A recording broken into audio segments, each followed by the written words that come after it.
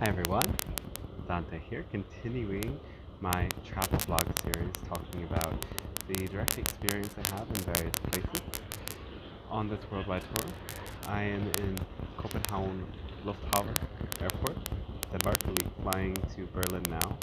So just encapsulating my month and a half experience here in Denmark, which I've shared a bit about before, though um, it's sad for me to leave, but I think in traveling, it's best to leave places while you're still enjoying it, and while people are still enjoying you there.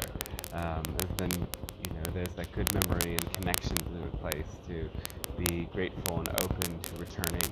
And I think that my friend, when I explained it to her, said that that's even a saying in Danish to stop something while you still enjoy it, and it's a really good idea. Um, I've been doing ceremonies every weekend. I've been staying with friends, various friends moving around. I've had really full days. I've been not even having any time to relax and unwind myself. I'm looking forward to that coming up. Just because there's been so many amazing people to connect with that I've just enjoyed it. The ceremonies have been a bit tiring. I'm really glad that there's only a couple more left, even though they've been so amazing and people have just dived so deep within themselves and opened up a lot. And it's created this amazing sense of community, even in the short term. I don't want to talk so much about everything that I experienced, but I want to speak about why I really love Denmark. And wow, it's such an incredible place. Here's the first example is at the last ceremony I did, somebody said, oh yeah, we do a sharing circle, or we speak from the heart, and we do a first round just like a little introduction, and then we do some deeper rounds of sharing. And in the first one of the rounds, she said, my friend invited me to come here, and I didn't want to at first because I looked at the picture of you and I was judging it. And when I listened to the video of your channeling and heard what you had to say, I really found that I liked what you said, so I decided to come anyway. And I just appreciate that so much because some people in so many other places are kind of talking around what they actually feel and they're not really open to sharing what those true inner experiences are. And even if it's a judgment, when we judge the judgment, it creates so much more tension and nervousness than when we really speak to what's alive within us. And we were able to then be like, oh, well, we have these feelings about people from the beginning, but if we acknowledge them, we move through them. Um, that said, that is one of the shadows of Scandinavia is it's just how normal everything is, and I don't feel unwelcome.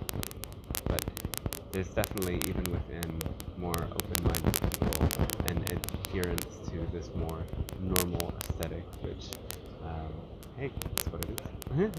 But what I love about being here is how relaxed everything has felt from day one. And there's so many reasons for that. That little Portugal interval was not a good experience. It was super challenging.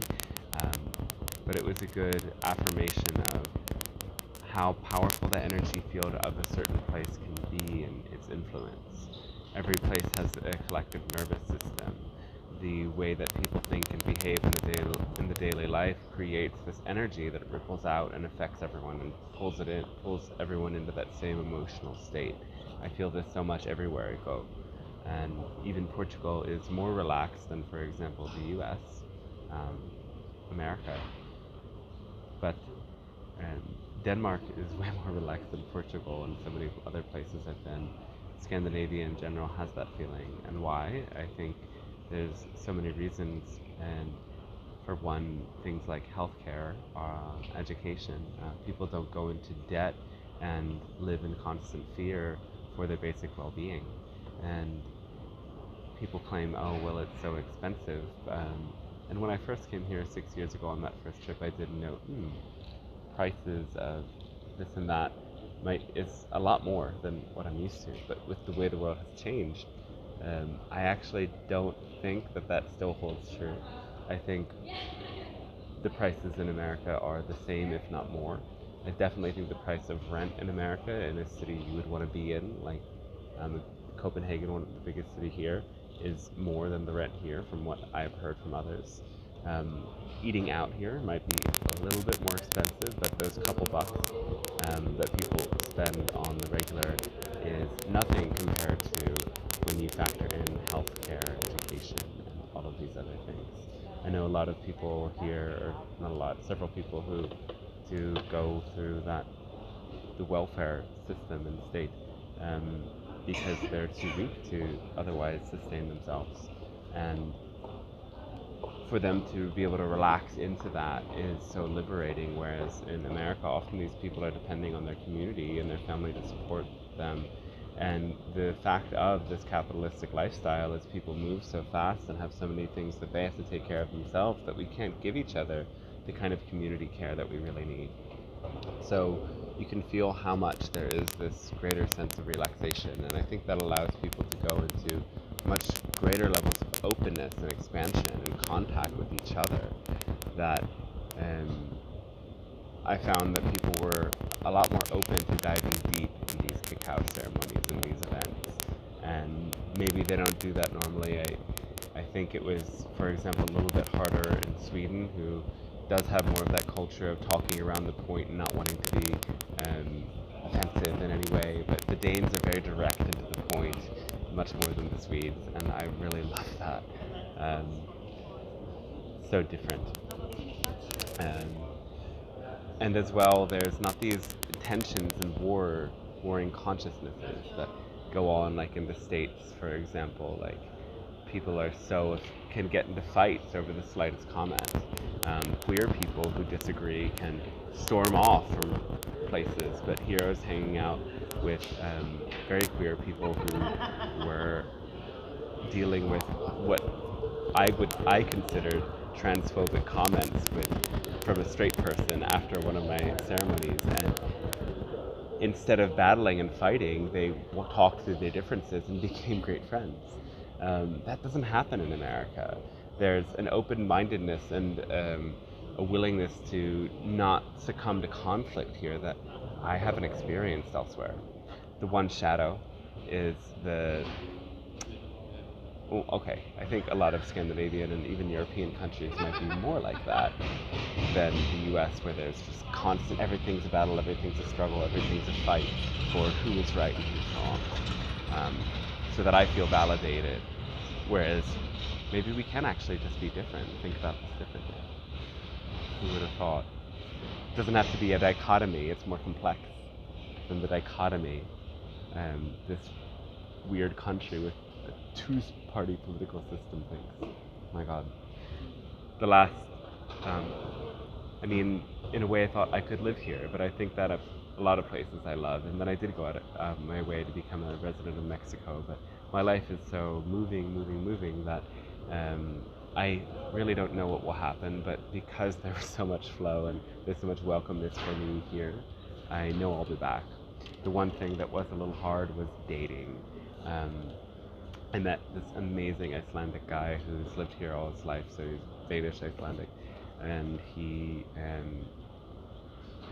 more of a nerd. We're not that similar, tech guy, but we still had a very awesome night and cuddles, and then he didn't want to meet again because he said that he needs stability. He kept saying that, and someone like me who's moving around a lot, he doesn't want to make a connection and then feel it kind of uprooted. Whereas like, oh, come on. But I said that to some of my other friends, and they were like, oh, but Danes are like that. And some examples, my friend said that she knew of people who didn't want to date others because they were just here for 1 year, and 1 year wasn't long enough to make a connection, or it wasn't worth it to date because they know they want something for the rest of their life. What? And young people, right? And another person said that people were like, oh, well, you live a kilometer away, that's really far away, I don't know if this is going to work out. Whereas they have an amazing metro system that's so fast and goes through the night. So there's some weird attitudes, and I don't know if these are just things that people say to make excuses, but I felt like there was a lot of, initially there was a lot of like interest, I felt, but then for people to follow through on that interest or to maintain that interest was really hard. So Danes are weird for dating, and a lot of people, Danes and foreign people, have agreed with me on that. Um, Nonetheless, the friendship was so worth it. Everything was so worth it. The ceremonies were huge and brilliant successes and experiences. And it's just so, there's also a fancy aesthetic here where everything is clean, efficient, and organized, despite that train back and forth between Copenhagen and Malmö, Sweden. My God, that's been annoying. Okay, 2 out of 8 times. It was just like, when everything always works, there's a couple times when it didn't work, especially when you have to go to get to the airport, is annoying. But people don't really complain or mind or freak out here. Everything is taken in this gentle, open state.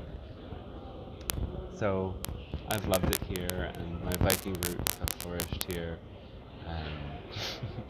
I will miss it a lot, but I know that this is just the time it has to be, and next time it's going to be even more brilliant. And I just wish the rest of the world could be like this. Of course, it's only this way because of the exploitation of the past. But nonetheless, there are ways that people could learn from how society is modeled. If only the wealth of the world could be divided. Nonetheless, if you can be here, it's quite nice.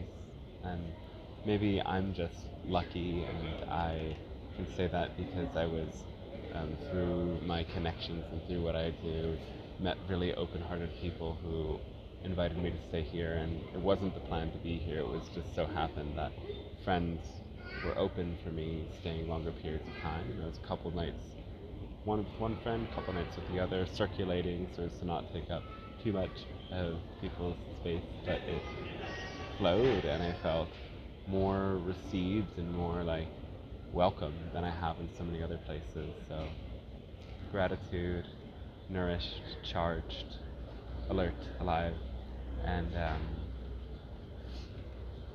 what a special place. So, okay, tune in with my next travel vlog about my time in Berlin, which is definitely going to be very different. And I'm really excited to let loose a little bit, despite the fact that, yes, I'm doing at least 2 more ceremonies, which I love to do, but I'm still not fully unwound yet. Getting there, slowly but surely. Much love, blessings, and I'll see you in the next one.